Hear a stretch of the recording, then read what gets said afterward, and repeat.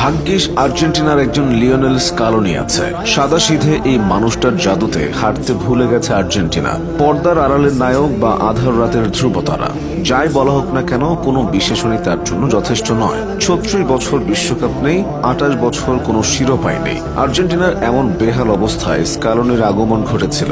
তারপর আর্জেন্টিনা ছুটছে পাগলা ঘোড়ার বেগে। জাদুকর কিংবা অতিমানব নন লিওনেল স্কালোনি, বাকি সবার মতোই। তবে তার মস্তিষ্কটা বরফ শীতল। শিষ্যরা গোল করলে কোনো উদযাপন নেই, ভুল করলে হতাশা নেই। স্কালোনি যেন অনুভূতিহীন। পানির বোতল ছাড়া তার চলেই না। পানি খেতে খেতেই জিতে ফেলেছেন বিশ্বকাপ, কোপা আমেরিকা ও ফিনালিসিমা। লিওনেল মেসির দুঃখে স্কালোনি দিয়েছেন আনন্দের প্রলেপ। একজন স্কালোনি আছেন বলেই আর্জেন্টিনার কোটি কোটি ভক্ত সমর্থক নিশ্চিন্তে খেলা দেখতে পারে। অথচ এই স্কালোনিকে একটা সময় কেউই মেনে নেয়নি। 2018 সাল রাশিয়া বিশ্বকাপে ভরাডুবি হলো আর্জেন্টিনার।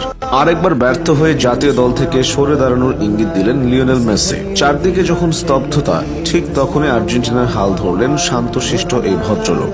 এর আগে স্কালোনি ছিলেন মেসি, দি মারিয়াদের সহকারী কোচ। স্কালোনিকে হেড কোচ করা হলে ক্ষোভে ফেটে দিয়েগো ম্যারাডোনা বলেছিলেন, স্কালোনি নিজে যখন খেলোয়াড় ছিল তখনও সে এদিক সেদিক লাথি মারা ছাড়া কিছু করতে পারত না। আমি ওকে আমার দলের কোচ হিসেবে দেখতে চাই না। ওকে ট্রাফিক নিয়ন্ত্রণ করতে দিলেও পারবে না। তবে স্কালোনি ছিলেন নিশ্চুপ। চুপ থাকার এই কাজটা তিনি ভালোই পারেন। 2019 সালে তার দল কোপা আমেরিকার সেমিতে ব্রাজিলের কাছে হেরে বাদ পড়ে। আবারও সমালোচনার ঝড়, আবারও নিশ্চুপ স্কালোনি। এসবের মধ্যেই স্কালোনির মেয়াদ 2022 বিশ্বকাপ পর্যন্ত বাড়ানো হয়। নতুন করে চুক্তিবদ্ধ হওয়ার পরেই নিজের জাত চেনাতে থাকেন স্কালোনি। সবার কেন্দ্রে মেসি, তার জন্যই সবাই মরিয়া হয়ে লড়তে থাকে। তারুণ্য ও অভিজ্ঞতার মিশেলে তৈরি দুর্দান্ত এক টিম কম্বিনেশন গড়ে ওঠা দলটার ফল পেতে দেরি হয়নি।